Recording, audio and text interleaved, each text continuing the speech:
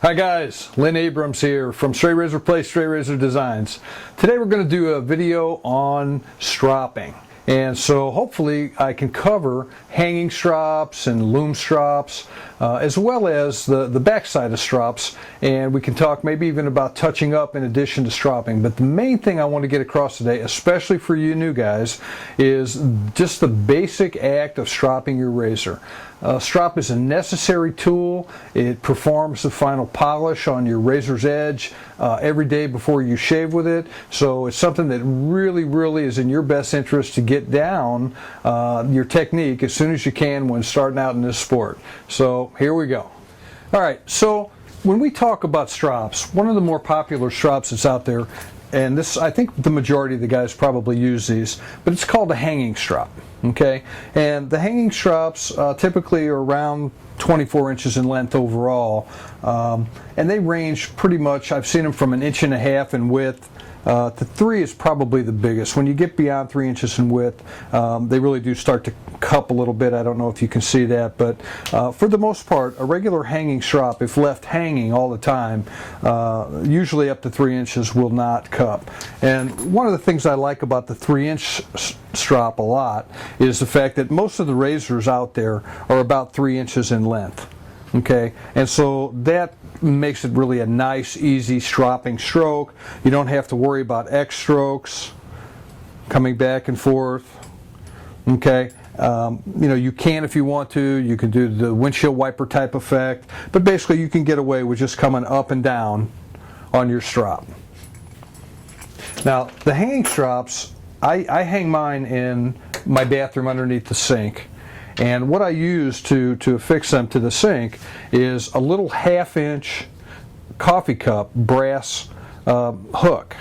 And basically it just screws into, you know, if your sink has got a wooden base, it's really easy to use. And you just screw it right in underneath the base, and most of the strops that are out there will just hook right onto that hook. Okay, now I tend to keep mine underneath the sink, and the reason that I do that is I like an upward angle when I'm stropping. Okay, all right. Now, in addition to the hanging strops, paddle strops are also quite popular. Paddle strops normally will come with like a scrub leather or linen on the back. There can be various types of leather. On this particular one, there's a horsehide front. Now, on a modular paddle, which is what this one is, you can change out these components.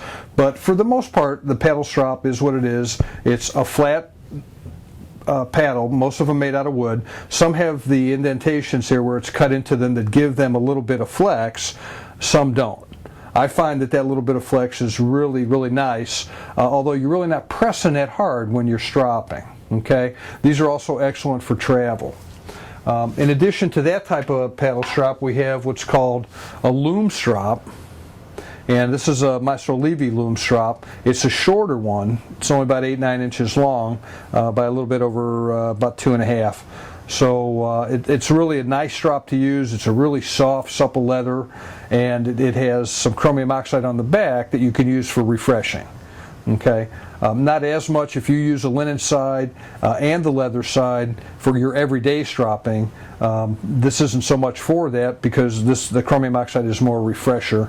But if you just use leather every day, this is perfect. And this is really nice draw on this leather that he uses.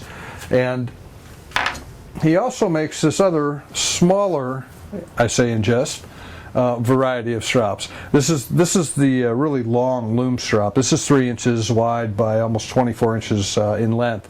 Actually, it might be a little bit longer than that even.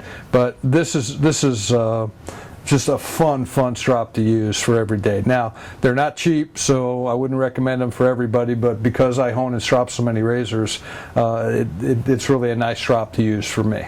Okay, so let's get started. One thing before we do, though, is that we talk about the leather on the strops, okay? And strops come in a variety of different leathers. They come in latigos, they come in horse hides, they come in water buffalo, English bridle, various leathers that are out there. And so the purpose of stropping, as I said, was to polish off your blade, give it a final polish before you shave with it. And so that purpose is going to be the same regardless of what the leather is on the strop that you're using. Leather is not abrasive, and so what everybody talks about is the draw of the leather. So each different leather has its own grain or how it's treated. It has its own properties, and so the resistance that you get taking your razor back and forth against the various leather, and whether we call that slick or whether we call that heavy draw or whether we call that medium or elegant draw, that's really what that is all about. So you'll see a variety of different materials. This particular one is a water buffalo.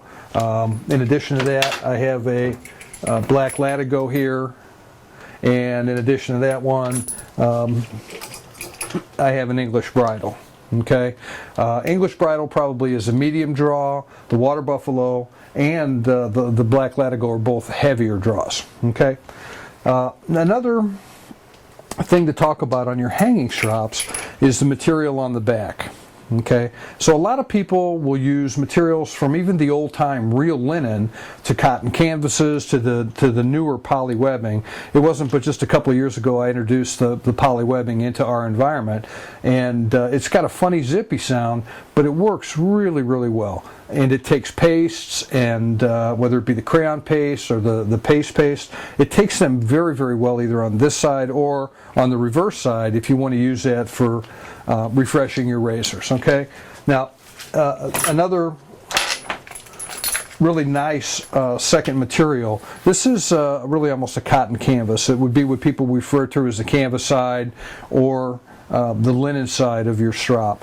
Now, our premium fabric is a nice, sturdy cotton canvas. This will take the chromium oxides on the back side. Actually, you can use it with some of the sprays that are out there, but just for everyday use. Not quite the zippiness that the poly webbing has. Not quite as flexible though either, although it's, as you can see, it's pretty flexible, but not as flexible as the poly webbing. Just a nice traditional substance to use for your stropping. Okay? All right, so let's get started. So I'm just going to hook one of these up on the hook that I showed you on this particular table. Okay?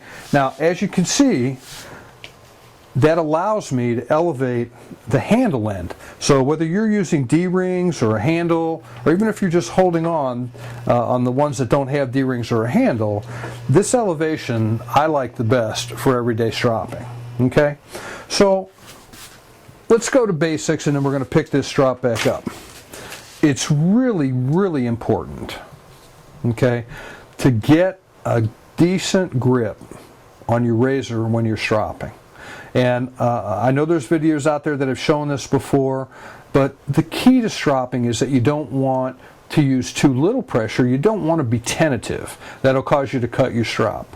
At the same time, you don't want to be too heavy and really bear down when you're stropping. So you really want to be able to control the strop, and for what little pressure you put on there, by holding it with basically your thumb underneath the shank or the tang, that's going to give you all the control in the world. Okay? So if I do that with my left hand so that you can see how the hand is, okay, that thumb goes just in front of the shank there.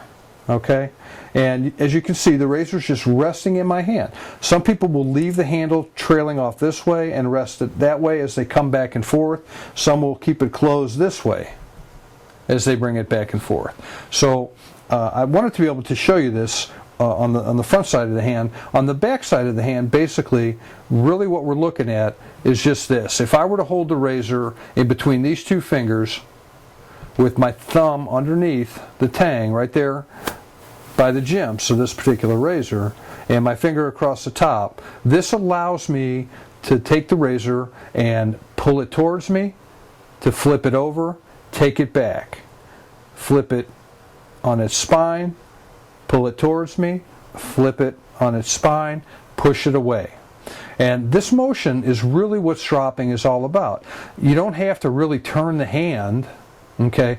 So it's really critical to make sure that as you're holding your razor with a grip that's comfortable to you, that you find it, but we find that this particular grip really tends to suit most people. Now, I would caution you that when you grip razors, we've seen some new people lately actually gripping the razor down here, further into the plastic part, and then pushing away, pulling to them, pushing away, pulling to them. But we found that, and I've actually watched a couple of people do this, that they're putting pressure on their strops. And so what happens when you do that is that you're putting pressure on that strop, and you can actually crack these plastic scales if you put too much pressure on them. All right? So let's take a look at that grip and how it really applies to the strop itself. Now, some people leave a strop perfectly flat. Okay, I like to cant it a little bit because I find that there's a natural angle to the hand. And by canting this just a little bit to my right side, that allows me to be able to take that razor, flip it, come back and forth. And so, as you can tell,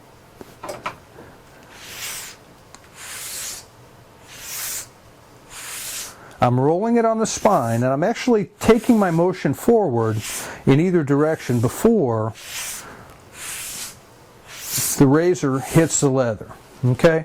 And so that works fine, and like I said, if perfectly flat is good to you, that is good too. Now, I hold the strop taut. I don't hold it so tight that I'm cramping my muscles in my arm.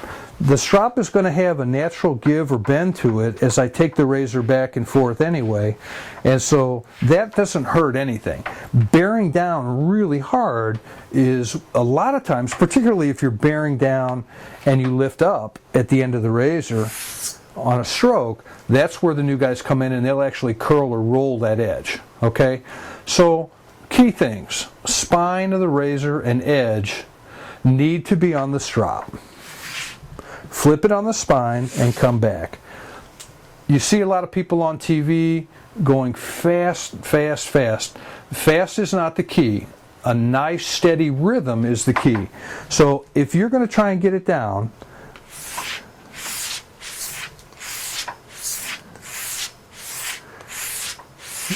this is a perfect rhythm. You don't ever have to have it any faster than that. Now you can hear the edge going both ways as we go up and down the leather. And I'm just pushing it on the spine. And as you can see, I really don't have to do the X stroke. Okay? I can pretty much just leave it here and do almost a straight stroke back and forth. I can do a little windshield wiper if I want to cover it, that type of stroke going back and forth, but just basically up and down will take care of that. So I find that 40 to 60 times on the leather is sufficient for my daily stropping. Some guys go upwards of 100. Okay? Now, if you start off with the linen side, or the canvas side first, most people will do between 10 and 20 strokes. The stroke is exactly the same. This is a fairly new piece, so not broken in yet, so you can hear it. It's a little noisier than what it will be once it breaks in, but just a nice, slow, steady speed. That's all you need. No reason to go fast. That's where people nick razors. That's where they'll dig and actually cut them by digging the edge right into them. So it really becomes a matter of you getting comfortable with it. The grip, it's all right here. I'm just turning pretty much within the thumb and the forefinger and just changing directions. When I get my 10 or 20 done, I go over here to my 40 to 60.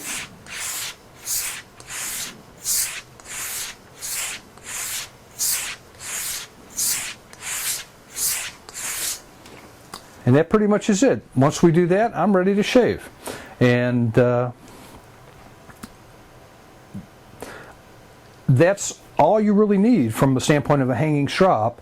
And if I were to give somebody a recommendation, I would tell them take a butter knife, take something that's just dull, that won't scratch up or tear up your strop, and just practice with that before you actually take your razor to the strop, and that will help you a lot. Some people like to strop on flat surfaces. I've heard people talk about stropping on tables to develop their strokes. So there's really nothing bad if it works for you. Okay, so from there, I'm going to move on just real quick to the paddle stropping. And so paddle stropping really is not too much different from a standpoint of stroke than the hanging strop. It just becomes your preference on how you use it. Some people will put it flat on the table. I like to rest mine at an angle, okay? And it's just resting there. So the stroke is the same stroke. I'm on the scrub leather here.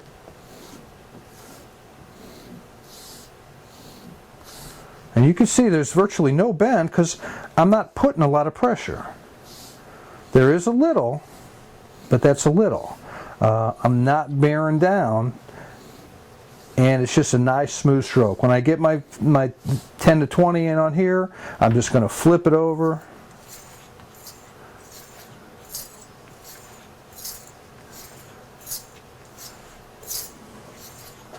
And again, by having a 3-inch wide strop, no matter what it is, I find that that's just so much more user friendly. Okay, and that's all there is for the paddle strop. If we go to the loom strop, basically we're talking the same thing. Here's the shorter loom strop. Now on this one though, you can see because it's only about 2.5 inches that I actually am applying a little bit of an X.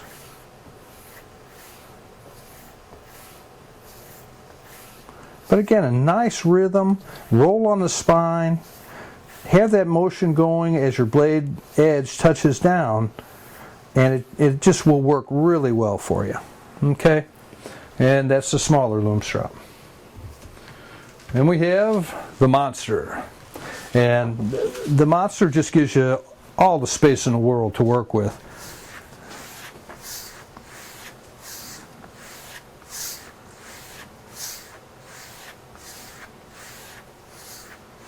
So you can see from the underside what pressure I'm putting on here, and it's not much. Again, I like that little angle of elevation.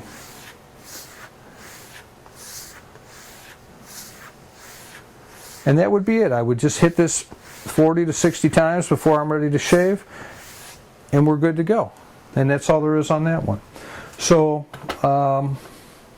from a standpoint of stropping, to be redundant, and I think it's important to do that with this, the grip is really everything. Not being tentative is everything. Developing a nice rhythm that you're comfortable with, keeping the edge and the spine on the strop at the same time, all these things are the important things to stropping. But they're all really pretty easy, pretty mechanical, and it just becomes a matter of practice like everything else. Alright, so happy stropping to you guys. If you have any questions on stropping, give me a call. I think I'm going to do the next video on being able to use your strop for touching up your razors once they've been honed and they start to pull a little bit. And so we'll save that one for next time. So until then, happy shaving, guys.